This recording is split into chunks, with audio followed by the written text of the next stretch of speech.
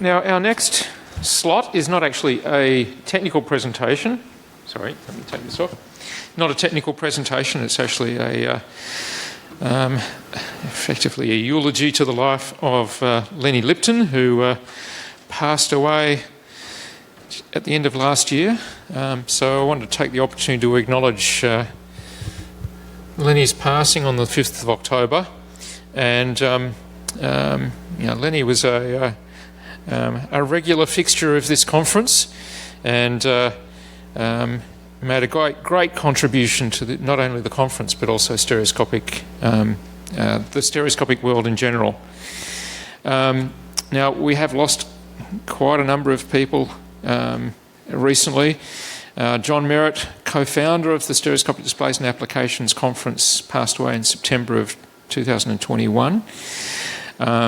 And of course Lenny in October of last year. And I just heard that Byung-Ho Lee, who's also been a presenter here from Seoul National University, passed away late last year as well. But this one's specifically about Lenny, and he was born in New York and graduated from Cornell, where he majored in physics, which obviously pointed him the direction of working in stereoscopic displays.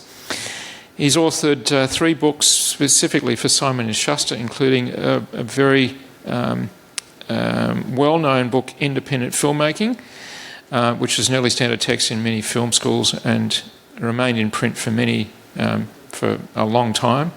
Sort of a funny story there is that my mum came home with a pile of books from a garage sale one time. One of those books was Independent Filmmaking, friend Lenny Lipton. So I was just staggered. My mum decided to bring that home with her, and she actually sort of wanted to pass it to me. I'm not sure whether she realised the connection with Lenny through this conference, but anyway.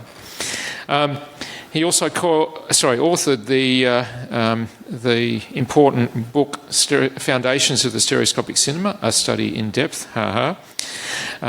First published in 1982, and Lenny, some years ago, very kindly allowed us to host an electronic version of that book on our conference website. So if you haven't had a look at that book before, I encourage you to visit stereoscopic.org to read and review that book. Lenny founded Stereographics Corporation in 1980, which was responsible for the well-known Crystallize and also the Z-Screen products. Stereographics was acquired by RealD in 2005, and very shortly after that was involved in the kick-off of the digital 3D cinema market. And Lenny was Chief Technology Officer of RealD for many, many years. At RealD, Lenny helped perfect the RealD projection system, which has become the leading 3D cinema technology in cinemas today. And here's Lenny with a stereo pair of his book.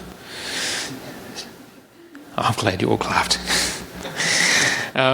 Lenny attended every Stereoscopic Displays and Applications conference between 1990 and 2015, and also some of the pre-SD&A 3D conferences as well.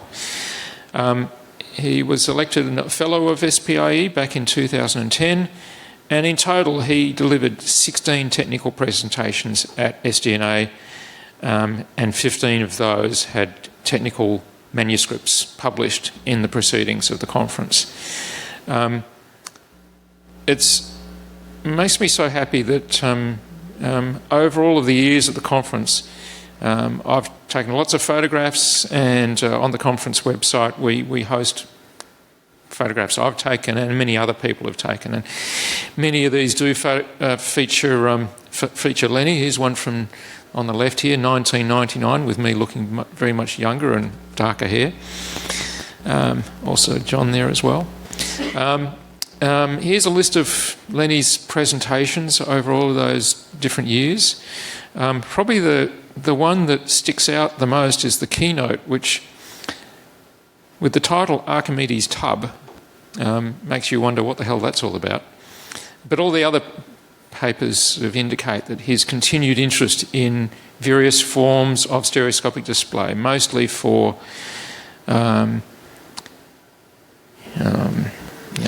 commercial display.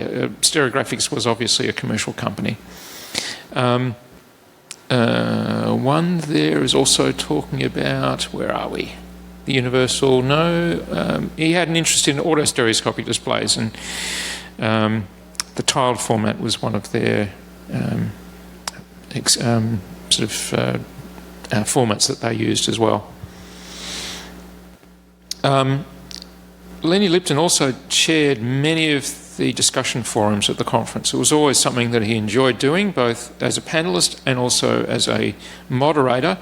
And Lenny always had sort of interesting things to say and interesting perspectives to draw out of the audience. So, and here's photographs of many of those different sessions. It was always a highlight of the conference for the to have a discussion forum on various topics with Lenny involved. I'd like to play a little clip here from the 2007 conference, which Lenny chaired a panel on 3D in the home, how close are we? This has audio. So we have a panel discussion on 3D in the home, how close are we? And that, I think, is code for 3D television in the home. Because obviously we have 3D at home because I'm able to move about my home. And if it were only 2D, I wouldn't be able to go anywhere. I would be stuck to a plane. Well, I'm optimistic, and I'll explain why. I've been a subscriber of Popular Science since I was a little boy, and they haven't predicted stereoscopic television in the home. And whenever Popular Science makes a prediction or features an invention on its cover, you know that it's doomed. It will either never appear, or you'll be a very old man before it appears. So since they haven't singled out stereoscopic television as something that will be available to the consumer, I feel confident that we will have stereoscopic televisions this year.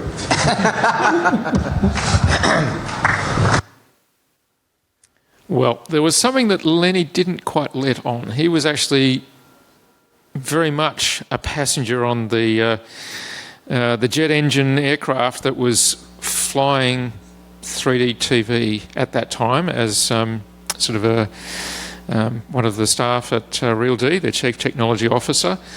And indeed, that year was when all of these 3D TVs were released.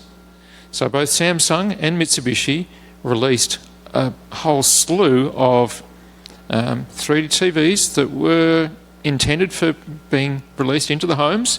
These were all rear projection DLPs, so an early iteration of the 3D TVs we see now. But I think these were all announced at CES, which was only a couple of weeks after SD&A. And this is what Lenny was alluding to. This year, that year in 2007, was when all of these TVs were released. And of course, that unleashed a massive explosion of displays into the home. This is one of my favourite images from the collection of images from the conference, and obviously it features two people who've had a very important influence on stereoscopic cinema. Lenny Lipton, of course, on the left, and Larry Hornbeck on the right. Larry gave a keynote at the SD&A conference back in 2008, and Larry's the inventor of the digital micromirror device, which is retailed as digital light projection from Texas Instruments, and is probably the most common display technology used in cinema projection these days. And just as a little bit of a joke, they signed and wrote little notes to each other on the back of some of the SD&A 3D glasses. And Lenny's one here on to Larry says, "To Larry Hornbeck, the great inventor." So, yes, good memories. Here's some photographs of when Lenny himself gave a keynote presentation at the conference in 2009. And I think Eric has actually got a version of this image in 3D, which we will see tonight in the 3D theatre. One of the other aspects of Lenny's life is the fact that he wrote the poem upon which the music Puff the Magic Dragon is based. And here's a photograph of Lawrence Kaufman up here on the left, getting Lenny to sign some of the sheet music for Puff the Magic Dragon. And reviewing the photographs, I noticed that this was actually a common theme with Lawrence. So he may have the largest collection of signed material from Lenny. But obviously, through this and also stereoscopic displays and stereoscopic cinema, Lenny's had an amazing influence on popular culture.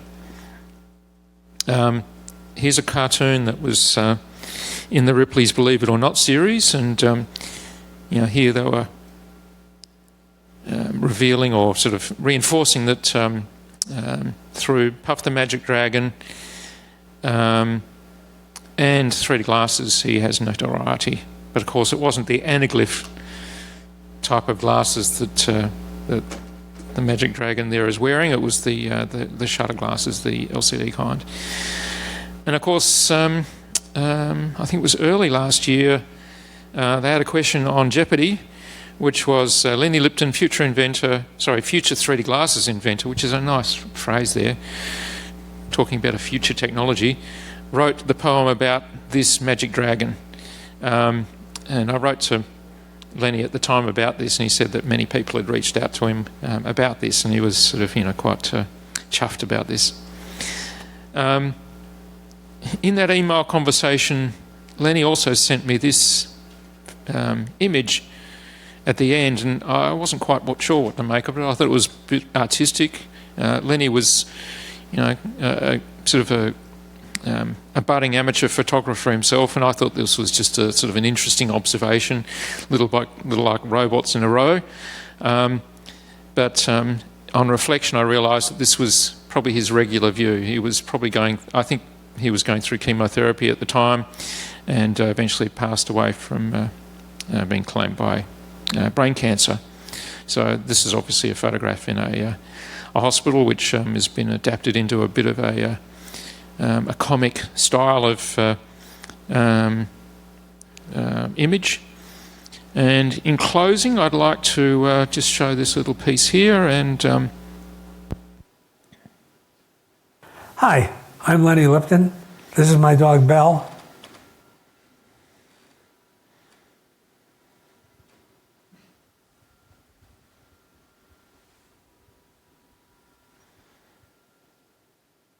So that was just a little snippet from how Puff the Magic Dragon came to be by a website or a production called Great Big Story.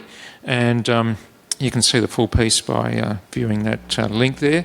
But if anyone has any reflections on Lenny themselves or might make any comments, you're welcome to come up to the stage, or I can bring the microphone to you. I have a feeling that Eric might like to say something about Lenny as well. I guess I first became aware of Lenny when I was a kid making Super 8 movies, because he frequently wrote columns for Super 8 Filmmaker magazine. He was an independent filmmaker, and then when I was a college student studying film, his book, Independent Filmmaking, was one of our textbooks. So I was actually thrilled when I first got to meet him in Los Angeles as the company Real D was expanding into theaters, and discovered that Lenny was something of a curmudgeon. If he didn't think you had something to contribute to the conversation, he really didn't give you the time of day. But that changed, actually, here at this conference. In 2012, I had a 3D film in the theater session that won the prize, and the prize was a signed Foundations of Stereoscopic Filmmaking from Lenny. And what he wrote in the book was, "You make good 3D with crappy equipment." And I think that pretty much sums up how Lenny looked at the world. Anyone else? Any memories of Lenny?